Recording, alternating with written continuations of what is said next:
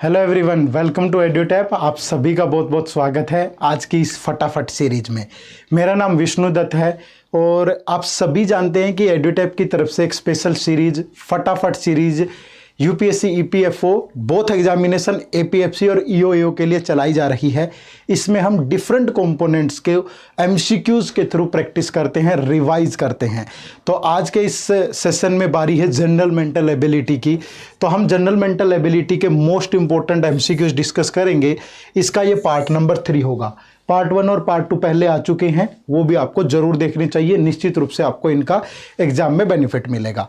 इस सीरीज का पर्पज क्या है, यहाँ पे हम जो एमसीक्यूज है उनमें कुछ पीवाईक्यू लेते हैं, चाहे वो एपीएफसी एग्जाम के हों या ईओएओ एग्जामिनेशन के हों, और उन्हीं पीवाईक्यू को बेस बना करके कुछ ऐसे कंसेप्ट पे बेस्ड एमसीक्यूज डिस्कस करते हैं जो आने वाले पेपर में आपसे पूछे जा सकते हैं। ठीक है, तो ये बहुत ही इंपॉर्टेंट सीरीज है आप लोगों के लिए, इसका फायदा आपको जरूर उठाना चाहिए। चलिए आज के इस सेशन की शुरुआत करते हैं। तो एक बहुत ही शानदार रिजल्ट जो ईपीएफओ ईओएओ 2021 के एग्जाम में एड्यूटैप के स्टूडेंट्स का रहा। टोटल 116 सिलेक्शन जो हैं वो एड्यूटैपियंस की थी। इन लोगों की जो सक्सेस स्टोरी है वो आप हमारे यूट्यूब चैनल पे जाके देख सकते हैं, सो दैट आपको इनसे कुछ मोटिवेशन मिले और आपको पता चले कि किस तरीके से इन लोगों ने एड्यूटैप से जुड़ करके अपना जो प्रयास था उसको सफलता में कन्वर्ट किया। तो उम्मीद करूंगा कि आप भी इसी श्रृंखला का एक अग्रणी पार्ट बन करके अपने आप को सफलता के उस द्वार तक लेकर के जाएंगे और निश्चित रूप से सफलता भी आपको एक दिन जरूर मिलेगी। हमारी तरफ से आप लोगों के लिए यही कामना है। तो चलिए शुरुआत करते हैं। सबसे पहला क्वेश्चन, मैंने कहा था कि हम प्रीवियस ईयर क्वेश्चंस को लेंगे, उनको बेस बना करके कुछ और इंपॉर्टेंट एमसीक्यूज वो डिस्कस करेंगे। तो मैं यूपीएससी जिस टाइप के क्वेश्चन पूछता है उसी लहजे के क्वेश्चन आपके साथ यहाँ पे डिस्कस करता हूँ इस पर्टिकुलर सेक्शन के अंदर। ठीक है, तो पहले हम पीवाईक्यू से ही स्टार्ट करेंगे। ईपीएफओ ईओएओ 2017 का ये क्वेश्चन है।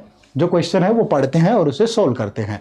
आप लोगों से मैं उम्मीद करूंगा कि आप लोगों के पास कॉपी पेन होगी और आप भी आराम से बैठ करके 1 बाय 1 जितने भी एमसीक्यूज आपकी स्क्रीन पे आए उन सबको साथ के साथ सोल्व करिएगा। ठीक है, चलो क्वेश्चन नंबर 1 क्या कहता है। The price of an article is increased by 20% further, there is a tax of 5% on the increment.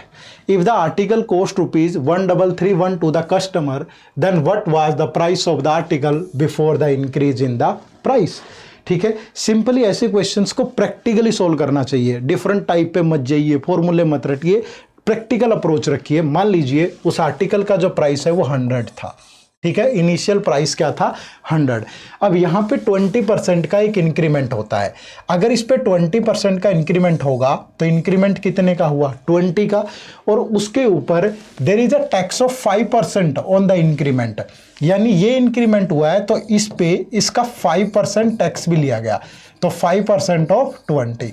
तो जो टोटल इंक्रीमेंट होगा वो कितना होगा 20 प्लस, अगर इसका 5% लेंगे तो 5/100 इंटू 20, तो ये बनेगा कितना 1। ठीक है, तो टोटल इंक्रीमेंट हुआ 21। तो जो कस्टमर को पे करना पड़ेगा वो कितना 100 प्लस 21 यानी कि 121।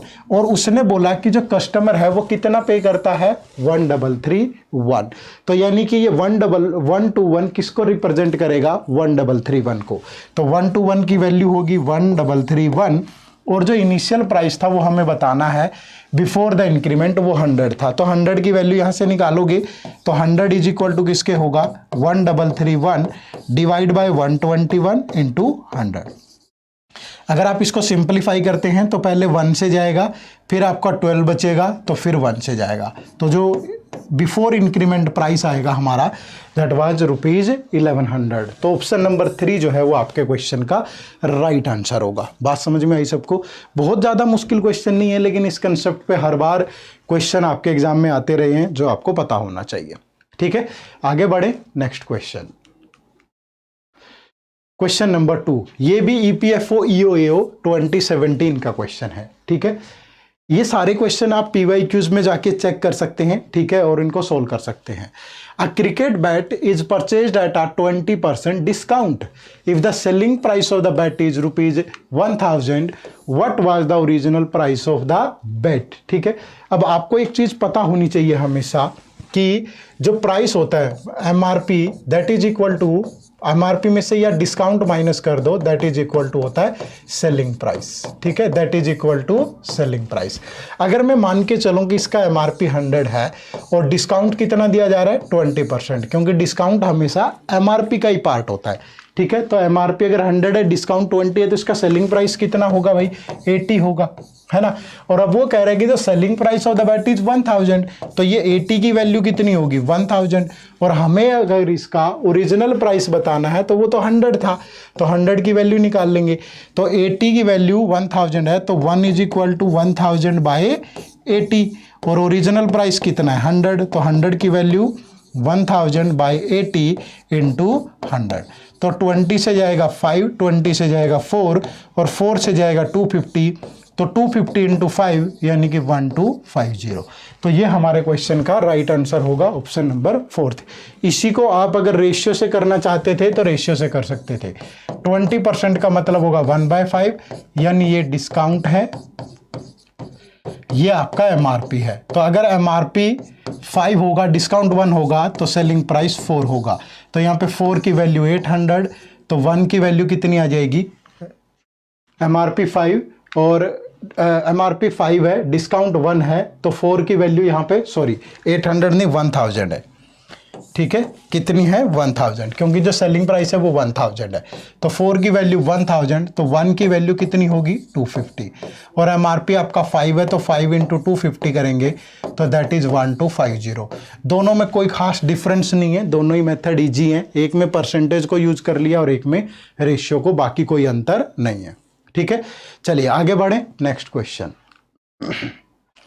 ये भी आपका ईपीएफओ ईओएओ 2017 का क्वेश्चन है। ठीक है, बहुत शानदार क्वेश्चन है। इस तरीके से चीजें, इनको वर्ड प्रॉब्लम बोलते हैं, है ना, पूछी जाती है एग्जाम में, आपको पता होनी चाहिए। चलो क्या है क्वेश्चन, पढ़िए ध्यान से। द प्राइस ऑफ ए बोतल ऑफ कोल्ड ड्रिंक इज ₹10। एक बोतल का जो प्राइस है, कोल्ड ड्रिंक की एक बोतल का प्राइस, वो ₹10 है। 1 bottle of cold drink can also be bought by returning 10 empty bottles. तो वो क्या कर सकता है, अगर उसके पास 10 एम्प्टी बोटल्स होंगी तो वो उनको दे करके एक भरी हुई बोतल ले सकता है। ठीक है, a person has ₹1019 empty bottles. ठीक है, assuming that the person can consume any number of bottle he buys, what will be the number of empty bottle he possesses at the end if he buys the maximum number of bottle of cold drink and consumes all। तो वो उसके पास 1000 रुपया है। ठीक है, उसके पास जो amount है वो 1000 है, और 19 जो है वो एम्प्टी बोतल है। ठीक है, 19 जो है वो एम्प्टी बोटल्स है। अब वो कह रहा है कि एक बोतल की कॉस्ट 10 रुपीज़ है। ठीक है, तो वो जितनी मर्जी बोतल खरीद सकता है, मैक्सिमम नंबर ऑफ बोतल वो कोल्ड ड्रिंक की खरीद सकता है और सबको कंज्यूम कर सकता है। ठीक है, तो एट द एंड उसके पास कितनी नंबर ऑफ एम्प्टी बोतल बचेंगी। अब देखो, अगर उसके पास 1000 रुपीज़ है और एक बोतल का जो प्राइस है वो कितना है 10 रुपीज़, तो यहाँ से वो कितनी बोतल खरीद सकता है 100। ठीक है, कितनी बोतल खरीद सकता है 100 बोतल खरीद सकता है। तो अगर वो 100 बोतल खरीद लेगा तो वो 100 बोतल्स में को वापस दे सकता है। क्यों, क्योंकि उसने बोला है कि 1 bottle of cold drink can also be bought by returning 10 empty बोतल। तो ये 100 बोतल वो कंज्यूम कर गया, तो इन 100 बोतल्स को कंज्यूम करने के बाद वो इनको रिटर्न करेगा, तो 10 बोतल पे 1 बोतल मिलेगी, तो इन 100 बोतल से उसे 10 बोतल और मिल जाएगी। ठीक है, उसने 1000 रुपीज में 100 बोतल खरीद ली, वो कंज्यूम करी, जो एम्प्टी बोतल्स थी वो उसने वापस कर दी, और उन 100 एम्प्टी बोतल्स पे उसे 10 बोतल्स और मिल गई नहीं। अब वो ये 10 बोतल भी कंज्यूम करेगा। अब अगर वो ये 10 बोतल भी कंज्यूम करेगा तो जब वो इनको वापस करेगा तो उसे 1 बोतल और मिल जाएगी। तो अब उसे इस 1000 में उसके पास 1 बोतल है खाली एम्प्टी बोतल, लेकिन उसके पास ये 90 एम्प्टी बोतल भी थी, तो टोटल उसके पास एम्प्टी बोतल कितनी होगी 19 + 1 20। अब वो इन 20 बोतल्स को देख करके अब उसे हर 10 बोतल्स पे ये कंज्यूम कर ली उसने, हर 10 बोतल पे उसे 1 बोतल मिलती है, तो 20 पे 2 बोतल और मिल जाएगी, और अब वो 2 बोतल भी कंज्यूम कर जाएगा, तो ये उसके पास एम्प्टी बोतल ही बचेगी। अब वो इन्हें वापस नहीं दे सकता क्योंकि उसे एक नई बोतल मिलेगी जब वो 10 एम्प्टी बोतल्स देगा। तो एट द एंड उसके पास कितनी बोतल्स बचेंगी, एम्प्टी बोतल्स 2 बचेंगी। तो option number 3 is the right answer. ठीक है, तो मतलब ये वर्ड प्रॉब्लम होती है, इस टाइप के क्वेश्चन भी एग्जाम में आते हैं क्या आया है 2017 में, ध्यान रखिएगा, बट एक प्रैक्टिकल अप्रोच से इनको आराम से सोल्व कर सकते हैं। ठीक है, चलो नेक्स्ट। ये भी ईपीएफओ ईओएओ 2017 का क्वेश्चन है। 3 persons A, B and C run a business together and their shares are 17%, 37% and 46% respectively. Any profit they earn is distributed according to the proportion of their shares. If the difference of the profit of B and A on a given date is rupees 1000, what is the profit of C on that day? मान लीजिए percentage में कोई भी value आप 100 assume कर सकते हो। Percentage का मतलब ही क्या होता है, आउट ऑफ 100। अगर ए बी सी 3 पार्टनर है तो जो उनकी इन्वेस्टमेंट है द बिजनेस में, उनकी जो इन्वेस्टमेंट है, उनके जो शेयर है वो 17% है, इसका 37% है और इसका 46% है। अगर मैं इसको हटा दूं परसेंटेज को तो ये 17:37:46 में है। और जो उनका जो प्रॉफिट है वो भी डिस्ट्रीब्यूट होता है as per the proportion of their share. तो यानी कि उनके प्रॉफिट का रेशियो भी यही होगा सेम। अब बी को ए से 1000 रुपीज ज्यादा मिलते हैं। ठीक है, बी को ए से 1000 दिया है ना। If the difference of the profit of B and A, अब हमारे अकॉर्डिंग बी और ए के प्रॉफिट का डिफरेंस कितना है, 37 और 17 का डिफरेंस कितना है, 20, और प्रॉफिट का डिफरेंस है 1000। तो 20 की वैल्यू 1000, तो 1 की वैल्यू 20 से गया 50 होगा। अब पूछ रहा है कि what is the profit of C on that day, तो सी का प्रॉफिट 46 है, तो 46 into 50 that is equal to 2300। ठीक है, तो ऑप्शन नंबर जो 1 है वो आपके क्वेश्चन का राइट आंसर होगा। तो इससे एक तो ये आइडिया मिलता है कि एग्जाम में बहुत ज़्यादा डिफिकल्ट क्वेश्चन नहीं आ रहे हैं। ठीक है, तो हमें किस लेवल से तैयारी करनी है। पीवाईक्यू हमेशा हमें यह एहसास दिलाता है कि हमें किस लेवल तक तैयारी करनी है। ठीक है, चलो नेक्स्ट क्वेश्चन नंबर 5 देखिए। ये ईपीएफओ एपीएफसी 2015 का क्वेश्चन है। ठीक है, a man buys apples at a certain price per dozen and sells them at 8 times that price per 100, what percent does he gain और लॉस। ठीक है, एक आदमी कुछ बनाना खरीदता है पर डजन किसी एक पर्टिकुलर प्राइस से। ठीक है, मान लीजिए उसने एक दर्जन में कितने एप्पल होते हैं, 12, एक दर्जन में 12 आर्टिकल होते हैं, तो 12 एप्पल उसने खरीदे 12 रुपीज़ के। ठीक है, हमने मान लिया अपनी तरफ से। मैंने कहा कि हमेशा एक प्रैक्टिकल अप्रोच रखो, आराम से सोल्व कर पाओगे क्वेश्चन को। 12 एप्पल है, कितने के खरीदे, 12 रुपीज़ के, तो एक एप्पल कितने का, 1 एप्पल का जो प्राइस होगा वो कितना होगा, 1 रुपीज़ होगा।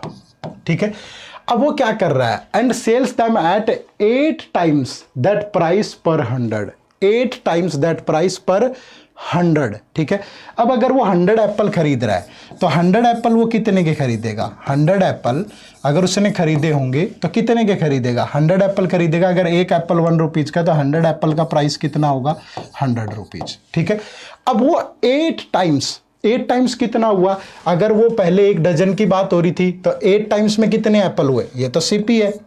ठीक है, 8 times that price per 100, 8 times that price, तो जो उसका सेलिंग प्राइस होगा वो क्या होगा इन 100 एप्पल्स का, क्योंकि 100 एप्पल खरीदे तो 100 एप्पल ही सेल करेगा, बट जो प्राइस है जिस प्राइस पे खरीदे थे उसका 8 टाइम्स है, तो प्राइस कितना था, 12 रुपीज़ पर डजन था। समझ रहे हो ना, अगर 12 रुपीज़ पर डजन था तो 12 का 8 टाइम्स। ठीक है, 12 का 8 टाइम्स, तो यानी कि इसका जो प्राइस होगा 12 इंटू 8 वो 96 रुपीज़ होगा। ठीक है, जो एक दर्जन का प्राइस था उसका 8 टाइम्स पे सेल किए उसने, and sells them at 8 times that price per 100। ठीक है, कि 100 बेच रहा है लेकिन जितने पर डजन खरीदे थे उसका 8 टाइम्स, यानी कि हमारा जो टोटल सीपी है वो 100 है, टोटल जो एसपी है वो 96 है, तो उससे क्या होगा, लॉस होगा। कितना लॉस होगा, 100 माइनस 96 यानी कि 4 रुपीज़ का। तो लॉस या प्रॉफिट को किस पे कैलकुलेट करते हैं, सीपी पे, तो 4/100 परसेंटेज में कन्वर्ट करोगे इनटू 100, तो उसका जो टोटल लॉस होगा वो 4% का होगा। ठीक है, तो टोटल लॉस इज 4%, तो option number C is the right answer. ठीक है जी, बात समझ में आई, बहुत मुश्किल नहीं है, कर सकते हो आराम से। नेक्स्ट क्वेश्चन, ये बहुत अच्छा क्वेश्चन है, ये ईपीएफओ एपीएफसी 2002 का क्वेश्चन है। A group of boys decided to buy a few cassettes whose price was between rupees 200 and 250. ठीक है. By at the time of purchase, two of the boys declined to contribute, as a result of which the remaining boys had to pay rupees 1 more than they had originally planned. What was the price of the cassettes if the boys contributed equally and in the whole number of rupees? ठीक है. एक group of boys ने, पहले के ज़माने में ऐसा ही होता था, सीडीज वगैरह परचेज करके लाते थे. आजकल तो 4G 5G का ज़माना आ गया तो सब चीज़ें यहाँ पे मिलती हैं. तो उन्होंने फ्यू कैसेट जो हैं वो परचेज करी है. ठीक है. Decide to buy few cassette जिनका प्राइस 200 और 250 के बीच में है. लेकिन at the time of purchase दो जो लड़के थे उन्होंने डिक्लाइन कर दिया कि हम नहीं कंट्रीब्यूट कर पाएंगे भाई. तो इसका जो परिणाम हुआ वो हुआ कि जितना पहले हर किसी में डिस्ट्रीब्यूशन होना था उससे 1 रुपये ज़्यादा का डिस्ट्रीब्यूशन हुआ है. ठीक है. तो कितना जो है कंट्रीब्यूशन हुआ होगा इक्वली. ठीक है. व्हाट वाज द प्राइस, अगर नंबर ऑफ जो होल नंबर ऑफ रुपीज़ में, जो रुपीज़ हैं वो होल नंबर में है, ये चीज़ ध्यान रखिए. ठीक है. तो अगर मैं कहूँ कि जो टोटल नंबर ऑफ बॉयज़ हैं, ठीक है, अगर कैसेट्स की टोटल कीमत मान लो कि कैसेट्स पे जो टोटल परचेज किया होगा उन्होंने, टोटल अमाउंट जो होगा वो सपोज C का है और नंबर ऑफ बॉयज़ मान लीजिए वो Y थे, तो सबके हिस्से में एक बॉय को कितना पे करना था, एक बॉय के हिस्से में इतना आता. ठीक है.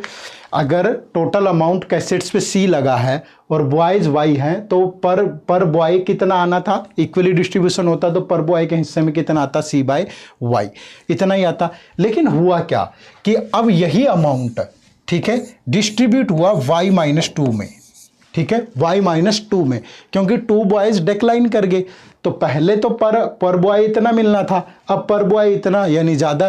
तो अब जो इन दोनों में डिफरेंस है कि ये ओरिजिनली आना था बट अब ये न्यू अमाउंट है और ये 2 डिक्लाइन करने की वजह से ये 1 रुपया बढ़ गया. ठीक है. 2 के डिक्लाइन करने की वजह से ये 1 रुपया इंक्रीज हो गया. तो मतलब ओरिजिनल अमाउंट और न्यू अमाउंट में 1 रुपीज़ का डिफरेंस है. ठीक है. अब अगर इसको सोल्व करें, एलसीएम लें y इंटू Y-2. ठीक है. तो ये हो जाएगा CY और ये minus CY plus minus minus plus हो जाएगा 2C, that is equal to 1. तो CY से CY कैंसिल हो गया. अब इसको देखेंगे तो 2 क्रॉस मल्टीप्लाई करेंगे तो 2C इज इक्वल टू किसके होगा, ये हो गया y² - 2y, यही होगा. तो C की जो वैल्यू होगी वो होगी y² - 2y डिवाइड बाय 2. ठीक है. अब y की कैसी वैल्यू यहाँ पे पुट करें, y की, अब देखो अगर वेरिएबल 2 है और दिया तो कुछ भी नहीं था. ठीक है. लेकिन एक अमाउंट बताया कि 200 और 250 के बीच में है. ठीक है. और जो नंबर है वो होल नंबर में है. तो y की वैल्यू आपको रैंडमली पुट करनी पड़ेगी कुछ भी, क्योंकि जो C की वैल्यू है वो 200 और 250 के मिडल में है. तो मैं बारी बारी से अगर पुट करूं, सपोज y की वैल्यू अगर मैं 20 पुट करूं तो 20 का स्क्वायर होगा 400 माइनस 2 इंटू 20 40 और डिवाइड बाय 2. तो 360/2 ये तो 180 आया, बट 200 से अबव आना चाहिए. अगर मैं 21 लूंगा तो ये वैल्यू किस में आएगा, डेसिमल में आएगा. लेकिन उसने कहा कि होल नंबर में होना चाहिए. लेकिन अगर मैं y की वैल्यू 22 लूँ, 22, तो ये 22 का स्क्वायर होगा 484 माइनस 22 इंटू 2 कितना हो गया 44 और डिवाइड बाय 2. तो ये 440 डिवाइड बाय 2 तो कितना आ जाएगा 220. ठीक है. जो कि सेटिस्फाई करता है 200 और 250 के बीच में है. ठीक है. तो दैट मीन्स जो अमाउंट होगा वो 220 होगा. अब यही वैल्यू अगर आप 23 रखोगे तो फिर वो डेसिमल में आएगी. अगर 24 रखें तो 24 का स्क्वायर होता है 576 और 24 इंटू 2 करोगे तो 48. तो ये वैल्यू 250 से ज़्यादा हो जाएगी. ठीक है. तो यानी 22 ही यहाँ पे सेटिस्फाई करेगा. मैंने कहा कि एक प्रैक्टिकल अप्रोच रखो हमेशा. ठीक है. उसी तरीके से आपको क्वेश्चंस को सॉल्व करना है. ठीक है जी. चलो next question.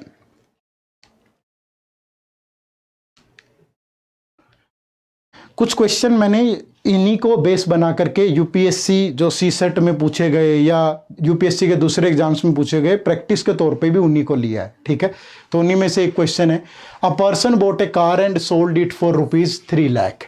If he incurred a loss of 20% then how much did he spend to buy the car. ये सीसेट 2020 का क्वेश्चन है, ठीक है। अब देखो, उसने कहा कि ए पर्सन ने कार खरीदी और उसको 3 लाख में सेल कर दिया। अब उसका जो लॉस है वो 20% का है। अगर लॉस 20% का है तो 20% का मतलब 1/5, जब आप इसको 100 से डिवाइड करोगे, यानी ये लॉस है और ये सीपी है। तो अगर उसका कॉस्ट प्राइस 5 है तो उसका लॉस कितने का है, 1 का। तो उसका सेलिंग प्राइस कितना रहा होगा, 4, और उसका जो सेलिंग प्राइस है वो 3 लाख है। तो ये 4 रिप्रेजेंट करेगा 3 लाख को, ठीक है। किसको रिप्रेजेंट करेगा, 3 लाख को। तो जो 1 की वैल्यू होगी, अगर इससे इसको सिंपलीफाई कर दें तो 75,000 होगा। तो जो कार की कीमत है 5 × 75,000, तो ये हो जाएगा 3,75,000। तो how much did he spend to buy the car, 3,75,000। तो option number D is the right answer. Clear है जी सबको। चलिए नेक्स्ट क्वेश्चन नंबर 8। ये भी यूपीएससी सीसेट का ही क्वेश्चन है, इसी तरीके से पूछे जाते हैं question. A shop owner offer the following discount options on an article to a customer. पहला ऑप्शन है successive discount of 10% and 20% and then pay a service tax of 10%। Second option है successive discount of 20% and 10% then pay a service tax of 10%। Pay a service tax of 10%, successive discount of 20% and 10%, ठीक है। तो जब भी जो discount की values same हो, अगर आप यहाँ पे देखोगे 10%, 20%, 20%, 10%, 20%, 10%, तो उनको आगे पीछे कैसे भी लिख लो सक्सेसिव के केस में। मैं आपको एग्जांपल देता हूँ। जैसे 2 सक्सेसिव डिस्काउंट ले रहे हैं हम, 10% और 20%। पहले अगर उसका एमआरपी 100 है, फर्स्ट डिस्काउंट 10% लेंगे तो 100 का 10% 10, अब उसका प्राइस बच गया 90, फिर इसका 20% लोगे तो 18, एट द एंड उसका प्राइस बच गया 72। अब इसी को उल्टा कर लो कि पहला डिस्काउंट 20 का है फिर 10 का है। तो अगर 100 है, पहला डिस्काउंट 20%, तो 100 का 20 होगा, अब 80, अब 80 पे फिर 10% दोगे 8, तो अब भी प्राइस 72। तो कोई फर्क नहीं पड़ेगा। तो यहाँ पे जो दिया गया है option number D, all the options are equally good. तो सारे के सारे ऑप्शन यहाँ पे बराबर है, क्योंकि डिस्काउंट की वैल्यू आगे पीछे देने से कोई फर्क नहीं पड़ता क्वेश्चन पे। तो option number D is the right answer, ठीक है जी। चलो नेक्स्ट। ये भी सी सेट देखो 2020 का क्वेश्चन है, ठीक है। As a result of 20%, 25% hike in the price of rice per KG, a person is able to purchase 6 kg less rice for ₹1200। What was the original price of rice per KG. अगर rice की कीमत में hike हो जाता है, एक चीज़ ध्यान रखिएगा हमेशा, ये कंसेप्ट बड़ा शानदार सा है कि जो एक्सपेंडिचर होता है, एक्सपेंडिचर इज इक्वल टू होता है रेट इनटू कंजम्पशन, ठीक है। तो जब भी एक्सपेंडिचर कांस्टेंट होगा, एक्सपेंडिचर सेम होगा, तो रेट और कंजम्पशन हमेशा एक दूसरे के इनवर्सली प्रोपोर्शनल होंगे, ठीक है। यानी कि अगर रेट हाइक होगा तो कंजम्पशन डिक्रीज होगी, और अगर रेट नीचे आएगा तो कंजम्पशन इंक्रीज हो जाएगी। तो यहाँ पे क्या हुआ, 25% का हाइक हुआ। तो अगर मैं इनिशियल और न्यू प्राइस को कंपेयर करूं, न्यू प्राइस को, तो प्राइस जो है यहाँ पे पहले अगर 100 था तो अब कितना हो गया 125। तो 25 से कैंसिल कर दें तो 4:5 में। तो जो कंजम्पशन होगी वो किस रेशियो में होगी, 5:4 में। क्योंकि अगर रेट इंक्रीज हुआ है तो कंजम्पशन डिक्रीज होगी। तो कंजम्पशन कितना डिक्रीज हो रही है यहाँ पे 1, और डिक्रीज हो रही है 6 kg। तो 1 की वैल्यू होगी 6 kg, तो 5 की वैल्यू होगी 30 kg, और 4 की वैल्यू होगी 24 kg। तो ओरिजिनली वो इतना खरीदता था, अब वो इतना खरीद पा रहा है, ठीक है। बट हमसे पूछा है कि what was the original price. तो ओरिजिनल प्राइस कितना होगा भाई, ओरिजिनल प्राइस होगा यहाँ पे 1200 में, 1200 है अमाउंट, टोटल कितना खरीद रहा था 30, तो डिवाइड बाय 30 पर केजी, 30 kg, तो कितना होगा 40 रुपीज़ पर केजी, ठीक है। तो ऑप्शन नंबर बी यहाँ पे आपके क्वेश्चन का राइट आंसर होगा। बात समझ में आई सबको। चलिए, तो ये एक क्वेश्चन आप लोगों के लिए होमवर्क है, बहुत ही शानदार क्वेश्चन है, ठीक है। मैंने आपको बार बार कहा है कि किसी भी जो ऑर्गेनाइजेशन होता है उसका क्वेश्चन पूछने का अपना एक लहजा है, अपना एक तरीका है। उसी टाइप के क्वेश्चन हम लोग यहाँ भी डिस्कस कर रहे हैं, निश्चित रूप से आपको फ़ायदा मिलेगा इस पूरे अनुभव का, है ना। तो इस क्वेश्चन का आंसर आपको कमेंट सेक्शन में ज़रूर बताना है मुझे क्या होगा, ठीक है। मैं साइड हो रहा हूँ, आप स्क्रीनशॉट लेके इसको सोल्व करिए, कमेंट सेक्शन में ज़रूर बताइए और साथ में कमेंट करके ये भी बताइएगा कि ये जो आपको क्लास है कैसी लगी, ठीक है। अब मैं आपको बता देता हूँ कि हमारे 3 कोर्सेज हैं जिसमें हम यूपीएससी, ईपीएफओ, एपीएफसी और ईओ दोनों एग्जाम्स को बहुत बेहतरीन तरीके से आपके लिए प्रिपेयर करवा रहे हैं, ठीक है। इन 3 कोर्सेज में हमारा जो पहला कोर्स है वो एक मास्टर पैक है। अगर आप एक बिगिनर हैं, आपने को कुछ भी आइडिया नहीं है किसी भी चीज़ का, तो आपको इस कोर्स से जुड़ना चाहिए। इसमें आपको हर एक इन्फॉर्मेशन मिलेगी, concept video, notes, practice question, ये वो सब चीज़ें इसके अंदर इंक्लूड है। दूसरा आपका है टेस्ट सीरीज प्लस। कुछ कंपोनेंट ऐसे हैं जो यूपीएससी वगैरह की तैयारी या जिन लोगों ने पहले जीएस वगैरह पढ़ रखा है ठीक ठाक, तो उनको जो अकाउंटेंसी है, लेबर लॉ है, वो सोशल सिक्योरिटी, उनमें इश्यू आता है, तो आप इस सीरीज से जुड़ के अपने वो वाला कंपोनेंट अच्छे कर सकते हैं। और अगर आपने के पास ऑलरेडी कोई कोर्स है, आपका बेस ठीक है, आपको सिर्फ टेस्ट क्वेश्चन प्रैक्टिस करने हैं, तो आप हमारी टेस्ट सीरीज से जुड़ सकते हैं, ठीक है। इसमें आपको सिर्फ टेस्ट मिलेंगे जिससे आप अपनी रिवर्स इंजीनियरिंग कर पाएंगे, ठीक है। इन तीनों कोर्सेज का गोल एक ही है, आप लोगों को सफलता दिलाना, ठीक है। तो इन सभी कोर्सेज का लिंक इसी वीडियो के डिस्क्रिप्शन में है, जा करके देख लीजिए। डिस्काउंट वगैरह जो भी होगा वो वहीं पे आपको मिल जाएगा, ठीक है जी। चलो, तो आप सबका बहुत बहुत शुक्रिया, thank you very much session से जुड़ने के लिए। उम्मीद करूंगा ये सेशन आपको अच्छा लगा होगा और इस सीरीज़ को हम लगातार कंटिन्यूसली आपके लिए चलाते रहेंगे और इसी तरीके से इंपॉर्टेंट एमसीक्यूज़ हम डिस्कस करते रहेंगे। आपका भी एक कर्तव्य है कि इससे सीख करके आप जितना भी हो सके उतनी प्रैक्टिस करिए, कंसेप्ट को सीखिए। होमवर्क क्वेश्चन जो दिया है उसका आंसर कमेंट सेक्शन में जरूर दीजिएगा और ज़रूर बताइएगा ये सीरीज़ आपको कैसी लग रही है, ठीक है। चलो मिलते हैं फिर नेक्स्ट सेशन में इसी जोश और उत्साह के साथ। आप सबका बहुत बहुत शुक्रिया, थैंक यू वेरी मच। जय हिंद, जय भारत।